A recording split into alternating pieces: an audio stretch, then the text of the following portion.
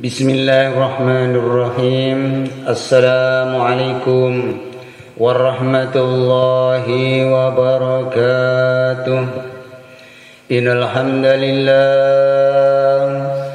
nasta'inu wa nastaghfiruh wa nu'minu bihi wa natawakkalu alayhi wa na'udzu bihi min shururi anfusina wa min sayyiati a'malina man yahdihillahu fala mudilla lahu wa man yudlilhu fala hadiya lahu asyhadu an la ilaha illallah wahdahu la syarika lahu wa asyhadu anna muhammadan abduhu wa rasuluh. Allahumma salli wa sallim wa barik alaihi wa ala alihi wa ashabihi wa tabi'ina lahum bi ihsani ila yaumiddin, amma ba'd. Hadirin yang dimuliakan Allah Subhanahu wa taala, senantiasa kita selalu bersyukur kehadirat Allah Subhanahu wa taala karena kita masih diberikan umur, diberikan sehat, diberikan iman Islam, sehingga kita masih bisa berkumpul, bertemu dan bermajelis dalam rumahnya Allah, Baitullah, masjid yang kita cintai ini. Hadirin yang dimuliakan Allah Subhanahu wa taala, senantiasa kita tingkatkan takwa kita kepada Allah Subhanahu wa taala. Hari demi hari kita meningkat dan meningkat. Ibadah kita makin baik dan makin baik, makin bersungguh-sungguh dalam hal memikirkan akhirat kita masing-masing, karena tidak ada keuntungan yang lebih besar. Hadirin yang dimuliakan Allah Subhanahu wa taala, hanya satu jalan, yaitu taat kepada Allah Subhanahu wa taala. Itulah keberuntungan, itulah kesuksesan yang sesungguh-sungguhnya. Sedangkan kerugian, bahaya yang sebenar-benarnya bahaya, kerugian yang sebenar-benarnya kerugian, masalah sebenarnya masalah adalah ketika kita tidak taat kepada Allah, tidak taat dengan syariat Allah, yaitu bermaksiat kepada Allah Subhanahu wa taala dengan tidak menjalankan perintah Allah. Maka hadirin yang dimuliakan Allah Subhanahu wa taala, hidup kita tidak lama ini, hidup kita yang singkat ini, kita renungi terus menerus. Saya ini di dunia sebentar. Allah Subhanahu wa taala mengatakan berulang-ulang bahwa manusia di dunia ini, dikirim di dunia ini hanya untuk diuji. Hadirin, ini tiap hari kita nasihati dalam diri kita agar kita ini tidak lalai dan tertipu dengan dunia yang sesaat ini. Maka hadirin yang dimuliakan Allah Subhanahu wa taala, hanya satu jalan kesuksesan, yaitu jalannya Nabi Muhammad sallallahu alaihi wasallam. Seluruh jalan sukses sudah ditutup sama Allah kecuali jalannya Rasulullah sallallahu alaihi wasallam. Kalau kita ingin sukses, kalau kita ingin bahagia, kalau kita ini ditolong oleh Allah dari masalah kita selesai, maka hanya jalan satu-satunya memperbaiki hubungan kita dengan Allah Subhanahu taala. Hanya itu hadirin yang bisa mampu menyelesaikan masalah. Karena manusia tidak ada satupun yang bisa menyelesaikan masalah kecuali Allah Subhanahu wa taala. Bagaimana kita bisa menyelesaikan masalah? Wong masalah kita sendiri tidak pernah terselesaikan. Hanya mencegah tumbuhnya rambut saja tidak bisa, kok akan menyelesaikan masalah dunia? Apakah ya bisa? Mencegah tumbuhnya rambut di kepala, mencegah tumbuhnya kuku, mencegah dari kencing saja tidak bisa, kok ingin menyelesaikan masalah? Apakah ya bisa? Lah ini harus kita renungi hadirin, bahwa manusia itu tidak bisa apa-apa tanpa ditolong oleh Allah. Kok kita tidak mau taat kepada Allah? Inilah yang harus kita rubah sifat kita hadirin. Oh, ternyata kita ini dihidupkan oleh Allah. kita berteduh di kolong langitnya Allah, makan rezeki dari Allah. Tanpa pertolongan Allah manusia tidak bisa apa-apa. Ini harus kita tanam dalam hati kita, hadirin. Kalau kita ini ingin bahagia, kalau kita ingin sukses, satu jalan, yaitu jalan baginda Nabi Muhammad SAW. Waktu kita sudah jelas, perintahnya sholat 5 waktu berjamaah di masjid. Ini harus kita yakinkan, kalau saya tidak sholat berjamaah di masjid, berarti saya ini bala tentaranya iblis dan setan yang akan menjadi huruf-huruf api bakar nerakanya Allah Subhanahu wa taala. Sholat telat saja menjadikan Allah murka, apalagi tidak sholat, hadirin. Ketika kita telat sholat menyengaja tiap hari, jadi sengaja memang menelatkan diri, ini naik ke langit pahalanya seperti gombal amoh, gelap, dipenuhi cahaya gelap, hadirin. Ketika nyampe, ini amalan apa ini? Dikembalikan kepada orang yang beramal. Inilah ketika malaikat membawa amalan-amalan orang yang menyengaja menyepelekan sholat ini, maka amalan-amalan itu akan menjadi azab bagi orang-orang yang tidak sesuai syariat. Inilah Allah katakan lewat para malaikat, hei malaikat, ini amalan apa malaikat? Kok jelek sekali ini? Ini orang yang sholat telat, ya Allah, kembalikan kepadanya sampai mengikuti apa yang aku syariatkan. Itulah hadirin yang harus kita fahami, bukan asal melaksanakan, tetapi melaksanakan sesuai aturan Allah. Kalau kita sudah laksanakan sesuai aturan Allah, akan dapatkan keberkahan, akan dapatkan kemudahan. Begitu juga kalau kita ini bekerja kepada seorang bos, ketika kita kerjanya seenaknya, tentunya kita akan mendapat marah, hadirin. Begitu juga dengan sholat. Kalau sholat asal-asalan, yang memerintahkan sholat itu akan marah, hadirin. Maka kita kerjakan dengan sungguh-sungguh, dengan benar, dengan syariat Allah yang ajarkan, yang diajarkan oleh baginda Nabi Muhammad SAW. Yang ini harus kita tanamkan dalam diri kita, supaya kita ini amalnya betul-betul akan menjadi hiburan, akan menjadi penenang nanti ketika kita sudah menghadap Allah Subhanahu wa taala. Jadi akhirat itu akan panjang dan lama, hadirin. Mumpung belum kita menyesal, mumpung kita ini belum kecewa dengan hasil amalan-amalan yang tidak sesuai syariat, maka dengan adanya pembelajaran ini, kita ini belajar bersama, menasihati diri kita sendiri masing-masing. Jadi kalau orang itu berubah itu bukan karena dakwah, tapi karena ingin berubah dan berdoa kepada Allah. Itu hadirin yang dimuliakan Allah. Kita ini sama-sama belajar, kita ini sama-sama ingin memperbaiki ibadah kita, ingin memperbaiki sifat hati kita, agar Allah ridho dengan kehidupan kita. Itulah hadirin yang harus kita tancapkan, yang harus kita renungi, yang harus tiap hari diri kita ini kita nasihati. Sebelum tidur kita musahabah diri. Dalam satu hari tadi amal saya dengan dosa saya banyak mana? Terus orang yang mencaci maki kita maafkan semuanya, sehingga tidur itu membawa ketenangan, hadirin. Tidur itu hatinya sudah kosong, hatinya sudah bersih dengan membaca Al-Quran, membaca syahadat, membaca istighfar, membaca solawat, kemudian berdoa. Barulah tidur, hadirin. Jangan asal gelenteng. Itu akan diikuti setan tidur kita, sehingga sholat subuh akan berat untuk berangkat ke masjid.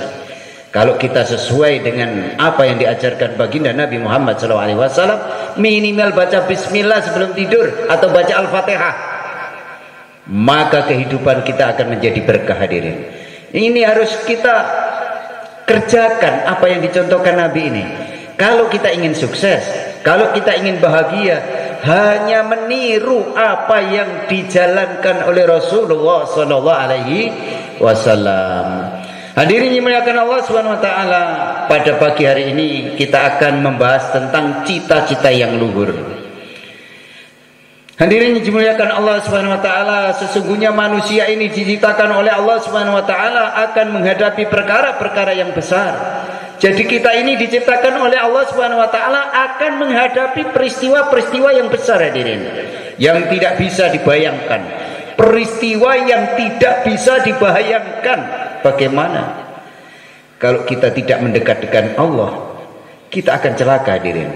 Kita akan menghadapi alam kubur yang beribu-ribu tahun. Di situ orang yang tidak amal agama, ada api neraka yang tembus ke kuburnya siang malam membakar, dijadikan lagi utuh, dibakar lagi, kemudian bumi menghimpit sampai remuk, kemudian dijadikan lagi. Mengapa begitu, hadirin? Supaya merasakan azab dan siksa. Maka ini kabar dari Allah, hadirin. Kalau kita tidak yakini, kalau sudah nyampe di kubur masing-masing baru menyesal, tidak ada gunanya, hadirin. Maka mumpung masih ada umur, mumpung sehat, ayo, ada musola kita penuhi, ada masjid kita penuhi dengan sholat jamaah. Kalau sholat Jumat, seluruh anak istri kita ajak ke masjid untuk ibadah Jumat, karena itu hari raya umat Islam dalam satu pekan yang bisa menghapus satu minggu dosa-dosa kita yang kita lalui dan satu minggu sebelum kita lalui. Itulah diantara manfaat hari Jumat, hadirin. Kalau kita tidak ajak anak kita untuk sholat Jumat, maka rugi, hadirin. Kita akan menghadapi padang mahsyar. Setelah alam kubur adalah mahsyar, hadirin, yang seharinya bagaikan 50.000 tahun. Masya Allah, satu hari di mahsyar, satu hari di dunia sama dengan 50.000 tahun di mahsyar, menunggu dan berpuluh-puluh ribu tahun. Siksa itu akan terus menerus, penderitaan itu terus-menerus dialami bagi orang-orang yang tidak taat ini. Kita akan menghadapi sirat. Setelah mahsyar kita menuju sirat, hadirin. Yang menjalani melewati sirat ini bagi orang yang amal agama akan mudah seperti kilat menyambar. Bagi orang-orang yang tidak amal agama dengan sungguh-sungguh sesuai syariat, maka akan jatuh setiap kelebatan itu 70.000 tahun sampai terus menerus baru nyampe dasarnya neraka.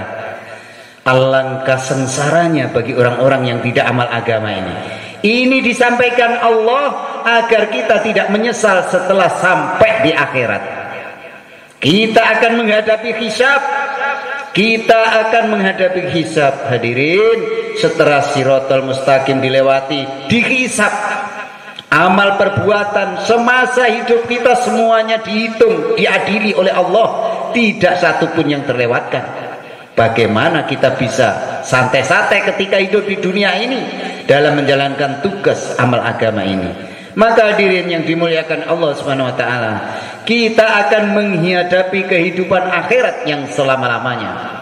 Jadi akhirat itu selama-lamanya abadi, hadirin.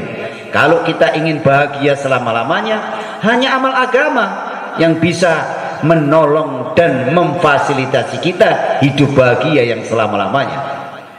Seperti halnya gambaran dunia ini, kalau kita bekerja dengan rajin dan tekun, pasti akan mendapatkan kehidupan yang enak.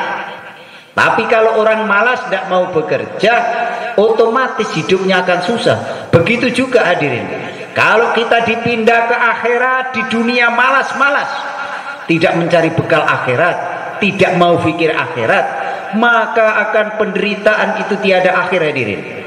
Coba bayangkan di mahsyar saja, satu hari di dunia sama dengan 50.000 tahun. Begitu panjangnya menanti keadilan Allah, menanti hari kiamat ini.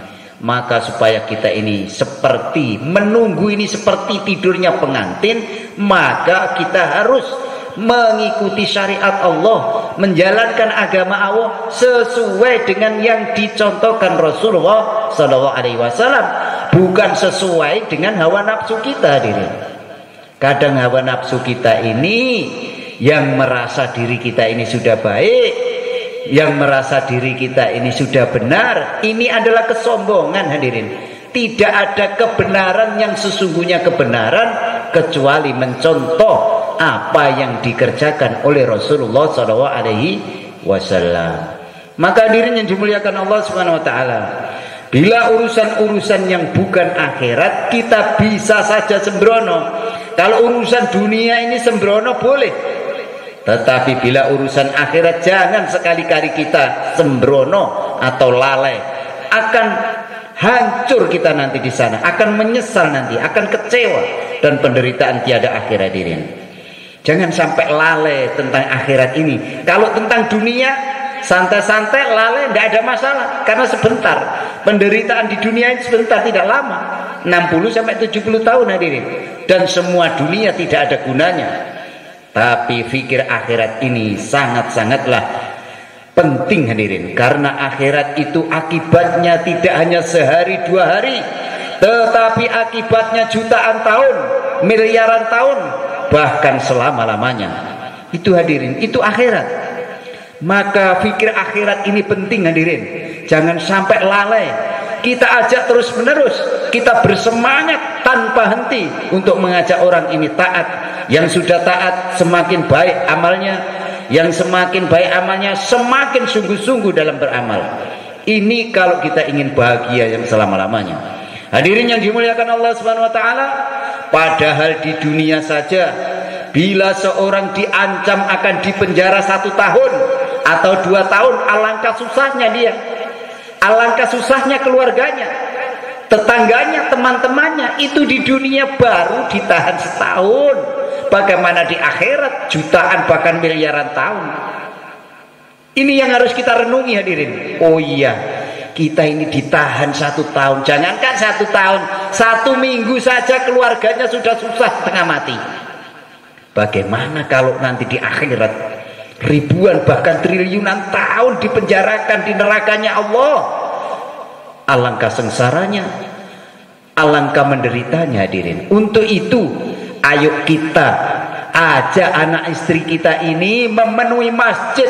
Setiap azan dikumandangkan, kita ajak seluruh keluarga kita, kita selamatkan keluarga kita dari sentuhan api nerakanya Allah Subhanahu Wa Taala.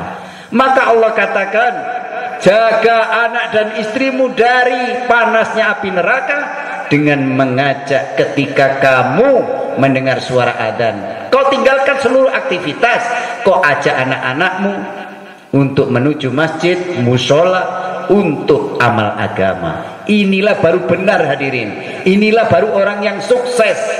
Apalah artinya dunia yang kita pegang, semuanya kita tinggalkan dan akan hilang, dan semuanya akan menjadi berat pertanyaan di akhirat. Maka orang yang cerdas, orang yang fikir merenung, oh ternyata benar apa yang dikatakan para nabi, para sahabat, para ulama, ustadz, kiai, semuanya dalam merujuk dari Al-Quran dan hadis. Orang menjadi baik karena cerita-cerita. Umar bin Khattab adalah jahat sejahat-jahatnya manusia, bahkan anaknya pun dikubur hidup-hidup ketika mendengar cerita-cerita tentang surga, tentang neraka. Ternyata diberi hidayah oleh Allah menjadi macan agama, perjuangan sampai mati. Itulah Umar. Di tanah Jawa ada wali songo yang namanya Raden Said. Dia adalah perampok, tapi mendengar cerita-cerita agama dan kewalian Sunan Bonang, akhirnya menjadi murid dan menjadi wali Allah. Kita ini bisa menjadi baik kalau senang mendengarkan cerita agama, mendengarkan cerita orang-orang soleh.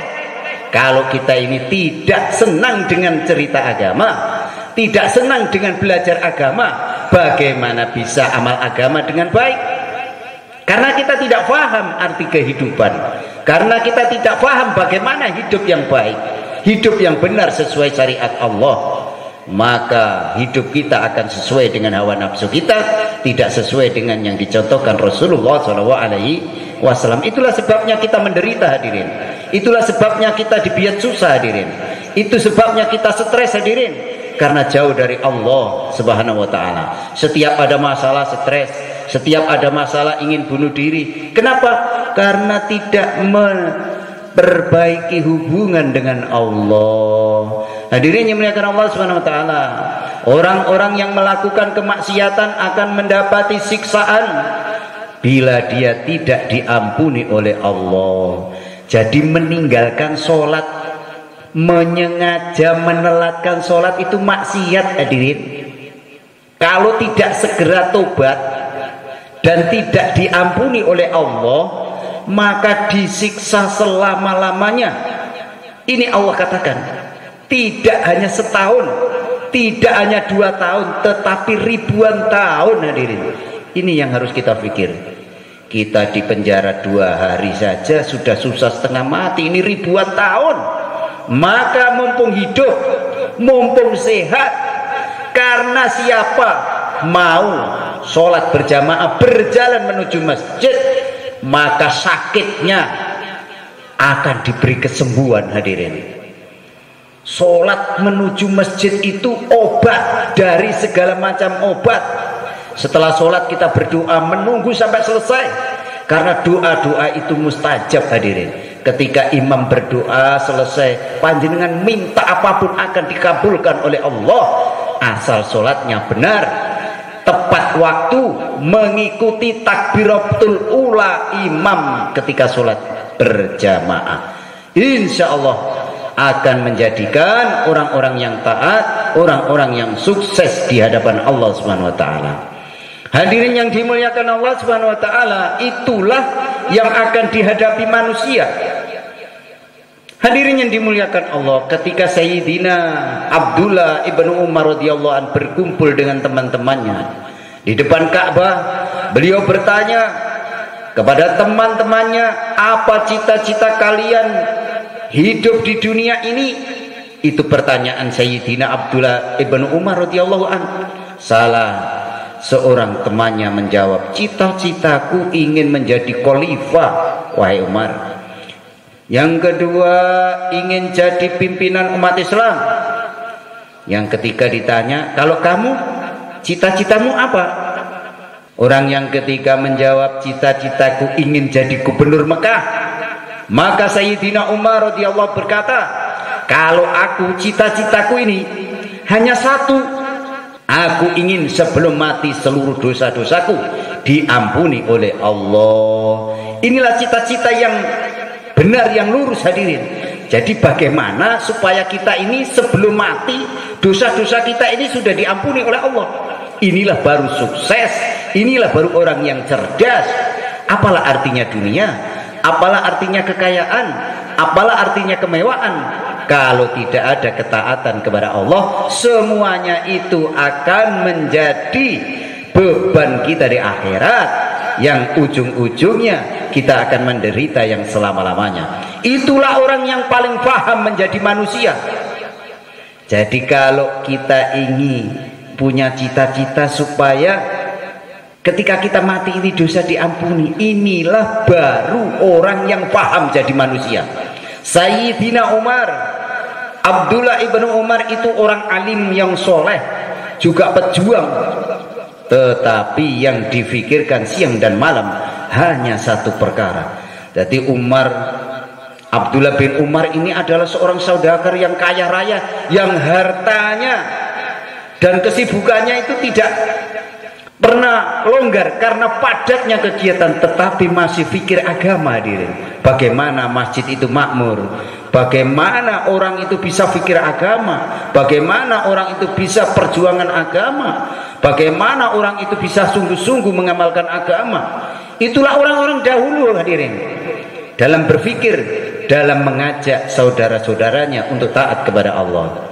Maka Sayyidina Umar ini yang ingin meninggal dengan dosa-dosa diampuni oleh Allah Subhanahu wa taala. Inilah cita-cita yang luhur, cita-cita yang benar. Bagaimana supaya kita ini sebelum meninggalkan dunia ini dosa-dosa kita diampuni, yaitu dengan banyak mengerjakan sholat, baik itu sholat sunnah, kemudian sholat 5 waktu jangan sampai telat, takbiratulnya imam, sehingga kita mati dosa kita sudah diampuni oleh Allah Subhanahu ta'ala. Semoga termasuk kita, Allahumma amin.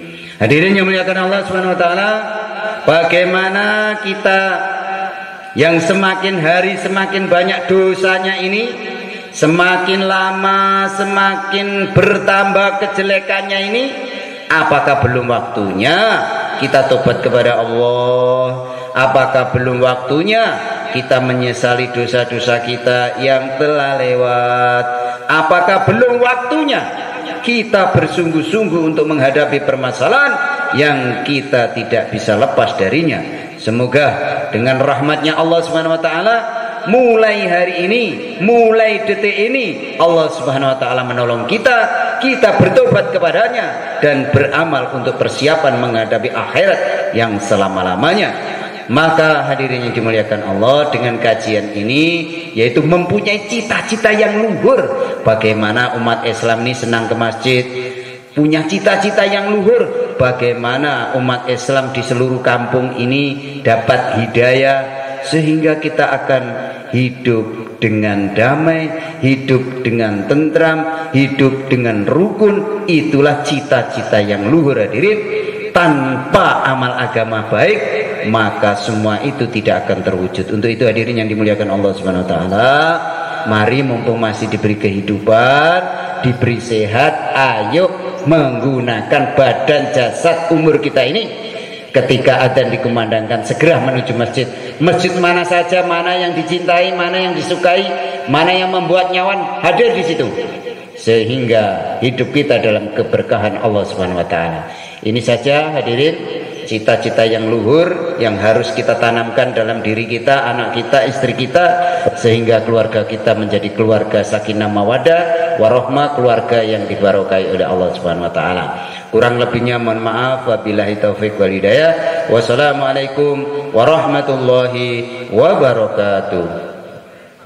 مولاي صل وسلم دائما أبدا على حبيبك خير الخلق كلهم والحبيب الذي ترجى شفاعته لكل حول من الأهوال المتهمين.